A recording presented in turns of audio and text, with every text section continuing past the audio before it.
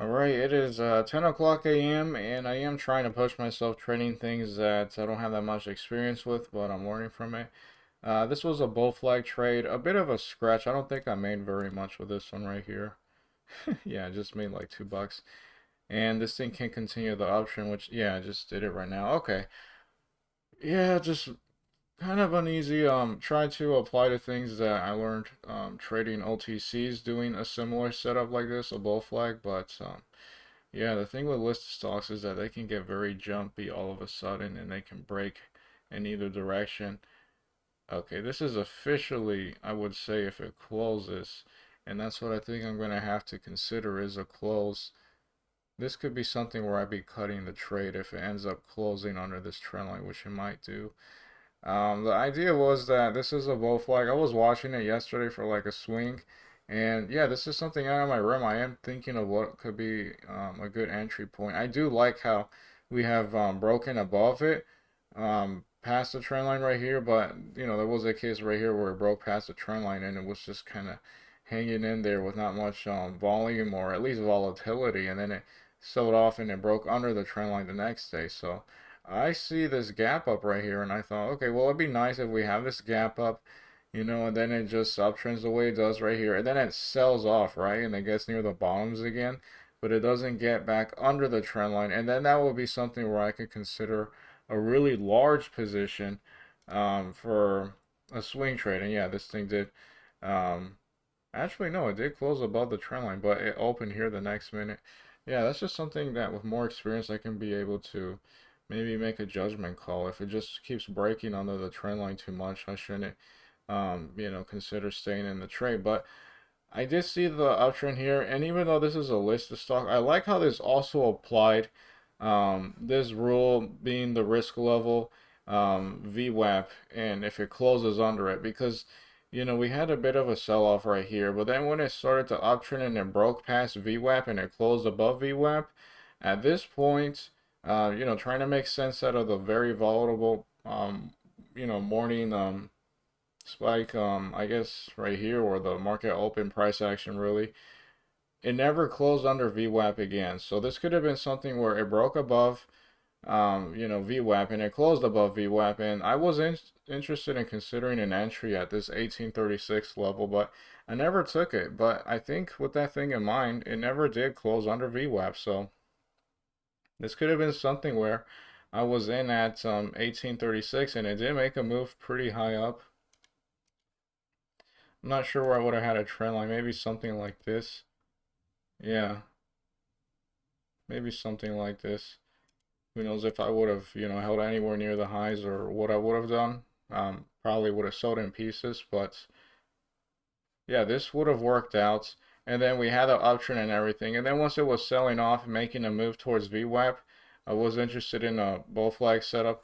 And I had a bit of an early entry. I did buy 30 shares, having a $10 risk level. I thought worst case scenario, I'm in the setup.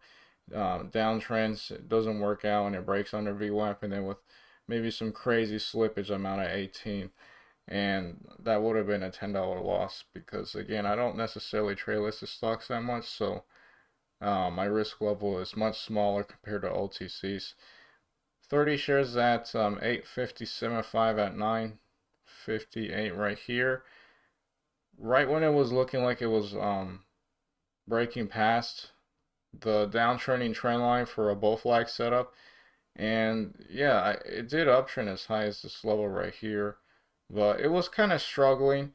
And I had this trend line, right, uptrending trend line, and I didn't like how, it would just break under the trend line multiple times, never closing under it until it was right here where it opened. But I think this was a sign that it was going to open below the trend line once it had a wick really under the trend line level. So that's something to take into consideration. I did sell a portion of my position at 10 o'clock, which was just a few minutes later, right here at 10 o'clock in this uptrend. I did sell 10 shares, so a portion at this 1862 level right here. And then I sold the rest not too much later at 862. So Yeah, that was essentially the case with that. I mean, ideally, it would just be very simple. Does the bull flag, and then it uptrends, and then it goes volatile, and then, it gets near the day high, and maybe even breaks above it and continues the uptrend with all of this in mind that it could be a short squeeze. But I also had in mind that it could try to sell off and maybe get back near the trend line. And something like this, where it just puts up a higher low. And then this is the one that actually does it. Like make a move towards the upside near the day high. So yeah, good lessons here. Obviously, would have liked to have made more, but that's totally fine. And Tesla's also trading very similarly to RIVN. You can see how this one also broke above VWAP and it closed above it. And that was also the same case, although this one is not as volatile looking.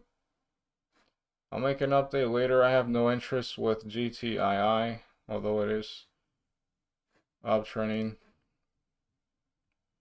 I don't like where it is on the charts.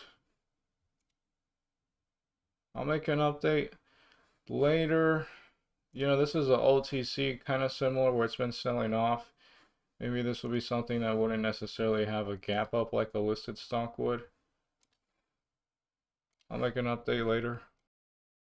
Alright, I got out of a second trade. I want to see if it was right to exit the trade when it broke significantly below the trend line, or if it was better to risk the trend line right here if it were to close under, and then I would have to cut the trade. In this case, it's now opening under the trend line, so I'd probably be out of it anyway.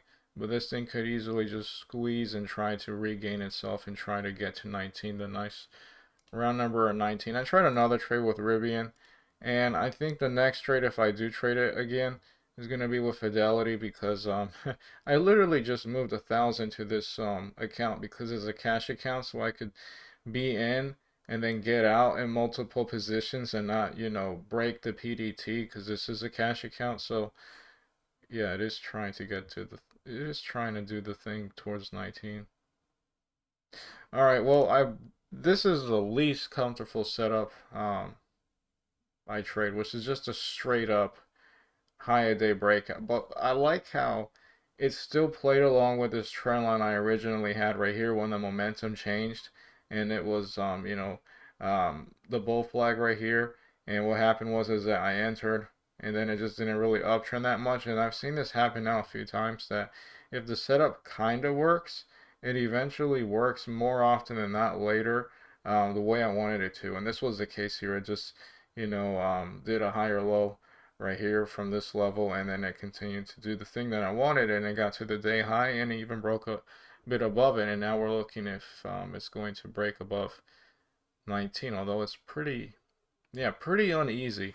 I did buy less shares, 20 shares, because it's at a higher point, so my risk level, $10 risk level, still applies. So because it's higher, I bought less, and I moved my risk level from 18, which is really nice round number everything, to the 1820s. If I was aggressive, I would make it VWAP and treat accordingly. And yeah, at 1011 I did buy right here, and that was 20 shares at, what was it, 1890 at 1011. So right here I was in at 1890, 1011 right here, right around here on the wick. And it was kind of unnerving. I had this also aggressive trend line using the top of the candles, and essentially if I'm ever in a position where I'm in a setup that is a long position and it breaks the upper part, this trend line, then I'd sell a piece because then it's being a little excessive. And I did sell a portion, half of my position at 1896. I was at 1013 right here when it was just kind of showing some topping price action around that 19 level. And then I did sell the rest once we did do that thing here at 1014 where it just kind of closed a lot, um, a lot further under VWAP. Not closed, but it went under VWAP a lot more than what I thought would be fine. And I got out at 1891. So this was another scratch, another good lesson. Yeah, I'm barely making money off of this because I have a $10 risk level, but I'm going to stick to that unless I see myself consistently making money more often than not with listed stocks, then I would consider moving the risk level up. This also looks like a head and shoulders, and I will be interested in this setup, trading it. You know, now that I think about it, I could even short this thing because I do have another account that's a margin account, and yeah, this could be a head and shoulders, a shoulder. The head, which is kind of risky because you're just shorting and then you're risking the day high. But it'd be pretty easy to get out. I think it's not something that just halts if it gets really excessive. And yeah, it could be a short right here. Ideally breaks the neckline 1890 or this 1888 level. And then it heads towards VWAP, and then that could be a dip buy setup, and then you want to sell into another shoulder if the head and shoulder plays out. So with that in mind, I'll make an update later. Okay, I tried the short 2 times, but I'm just not able to. It says I don't have sufficient funds, even though. Oh, I think the issue is that I need to have at least 2,000 for a margin account to work, and I have 1,500, so. Yeah, I literally just don't have the liquidity to short it, but I did try to short it around 1895. And this one's probably gonna work out, but hey, that's a good lesson. At least I was on the right track. Yeah, let's see if it breaks below 1888.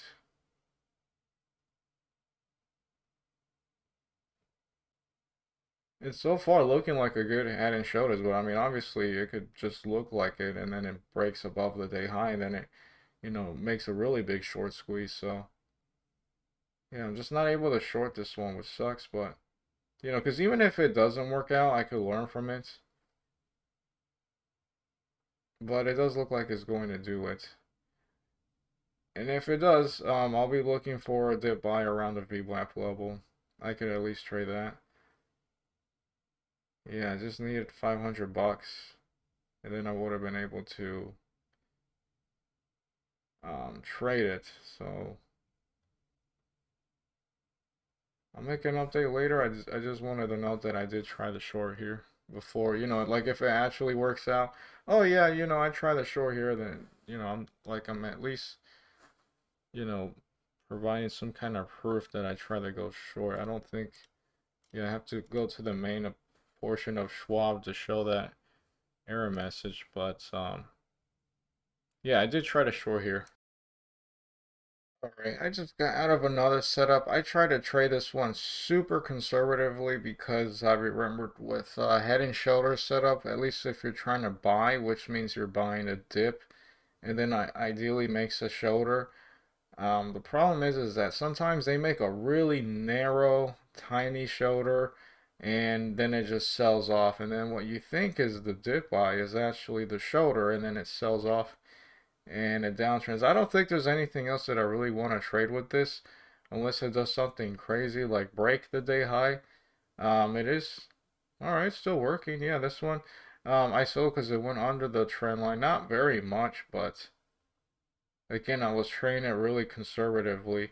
This was a dip buy, like a head and shoulder. So the shoulder, and then the head, and then that makes a dip here, and it makes a shoulder ideally to sell into if the setup works. I did buy 20 shares. Now I'm on Fidelity because, I ran out of liquidity in my Schwab accounts at 1034. I did buy, which was right here. 20 shares at 1878, right around here at 1034 on the wick. And it was working, but again, very similar to this. It was just kind of not doing it so nicely, a little, you know, like it's uptrending, but it's like barely putting in the effort to uptrend. I did sell just 5 shares at 1880 at 1036, so I wasn't liking the price action, but I just sold a 4 for my position, and then I got out the rest once it did actually make a move under the trend line right here. Again, train it super conservatively because picture perfect. Oh yeah, the shoulder's gonna be right here, around this 1887 level, right? But it doesn't have to. It can make something more narrow or shorter, and then it does a thing and it sells off. And there's the setup, and I'm actually gonna stop recording. I'll be back. I just want to prove just Just for the sake of the fact that this thing worked out, that I was trying to short RIVN. So yeah, this was a scratch. I don't think I made very much from this trade at all. And yeah, let me get to that confirmation. All right, I think I'm not showing my account number or anything like that, although there are some order numbers, that doesn't really matter. Yeah, this was proof that I tried to short on my swing trading account, which is my margin account that is $500 short from actually being a margin account, and I tried to short at 1020 and then again at 1021 because I didn't have sufficient funds. So again, 1020 was right here, 1020, and then 1021 as well, right before it started to really make a move. So yeah, that's proof right there. In fact, I can go back to it right here. You know, I'm not like making it up. I didn't like, you can't change the numbers or something weird like that. Yeah, I'll make an update as to what this does later. Now it looks like a head and shoulder. So if I still had um, the ability, I would short, you know, and then risk probably this level right here, but it could easily try to make a baby higher low and uptrend more. I'd have to look at it more, but I will be interested in shorting this. I can't do that. I think that's it for now. I don't think I'm going to be trading anytime soon. I want to see if Tesla's been doing the same thing. Yeah, it's not as nice as Rivian, but it is also showing the same pattern here with the head and shoulders. I'll make an update later, but yeah, if anything, at least I was on the right track, but that doesn't make me a freaking millionaire. I just need to get out of that bad luck situation where, you know, I trade the setups that barely work out, and then the ones that do work out, I just somehow miss. I don't like that, but at least, you know, it's less likely to continue to be that way. I'll make an update later. All right, it is 11:01 and I am looking at this. I'm not going to trade it personally. I don't think it's going to really do it. But there is something that appears to be like an ascending triangle. This is like the bottom part, and then the top will be the day high, which is also this 19 level. I just don't like how I was able to draw the line from here to here. And, you know, we had like a few wicks under the trend line, which is fine. And then this one was a lot more bullish.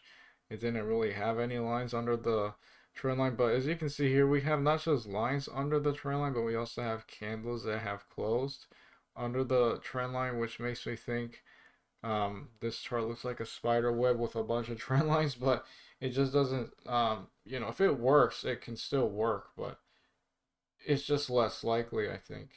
But I will still watch this. I'm going to start doing other things at this point. I just want to keep in mind that, you know, this could be an ascending triangle. It doesn't have to play out, of course, but I am looking at it just to see and learn from it. Alright, it is 11:04 p.m. and I'm here to call it off. Overall, going to be up on the day just $2.91, 3 trades with RIVN, and I did learn a lot from it, but I would have liked it if I made so much more, but I at least did learn a few lessons, and I was on the right track shorting, or at least trying to short here. This would have been very profitable, and then it did do like a head and shoulders, not a perfect one, but we do have a wick here that is a bit higher than these two other levels, and that was a nice one. And it even broke under VWAP, although it did try to bounce once it did break a little below it right here. And yeah, it seems like with a lot of setups, and I've been looking at this now, a lot of them that kind of work out eventually work out later. This one right here worked after it made a higher low. This one, the head and shoulders setup right here where I took a dip by, it worked out nicer. Right here was nicer after having another higher low setup. That was also another thing to take into consideration. And I was also looking at that ascending triangle setup. I was kind of triggered right here. I felt like a short seller, like please don't go up. When it was looking like it was going to break 19 and then head higher, because I just thought it was kind of weak the way it had these wicks and candles closing under the uptrending trend line here. And yeah, it did try and then it failed, and then, you know, it was a big sell off right here, the head and shoulder setup, you know, inception, and another, you know, again, that sell. That short would have been profitable here. And that was pretty much it. I like how this thing did hold above VWAP once it did, and then it uptrended. So that's something I can try to use to gain more confidence trading really volatile market opens, even with this stock being a listed stock. And yeah, I hope I can be more profitable in the future. There was plenty of opportunity to have been super profitable, and I hope I can take these lessons and not give up and keep going so that they can really bear fruit and be super profitable in the future. If I trade at least ideally much larger size and everything, I didn't really stick to my $10 risk level very much right here, but it was a good try for what it was. I also wanted to kind of trade an even amount of shares, nothing too weird, although that wouldn't really be a problem necessarily with a listed stock as popular as this one. That's all I have for today.